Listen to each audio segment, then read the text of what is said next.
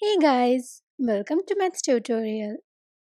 In this video, we will try to find the value of square root of 60. So let's start.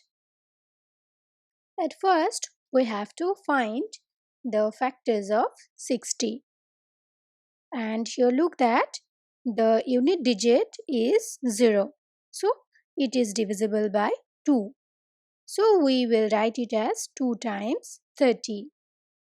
And to factorize again 30, we look that there is unit digit 0. So it is also be divisible by 2. So we have now 2 times 2 times 15. Again, we know that 15 is equal to 3 times 5. So we have 60 equal to 2 times 2 times 3 times 5.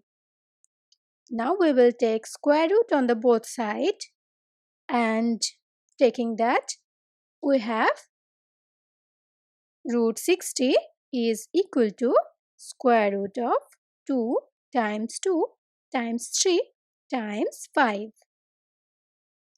Now we will rewrite it as square root of 2 times 2 times square root of 3 times 5. Here we have used this fact, that is square root of m times n is equal to root m times root n. Here m is 2 times 2 and n is 3 times 5.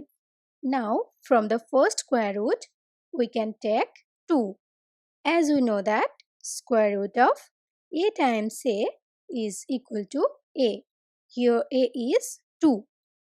And the second square root, that is square root of 3 times 5, remains same.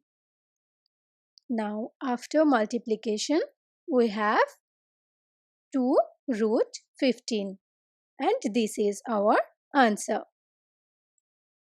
Thank you for watching.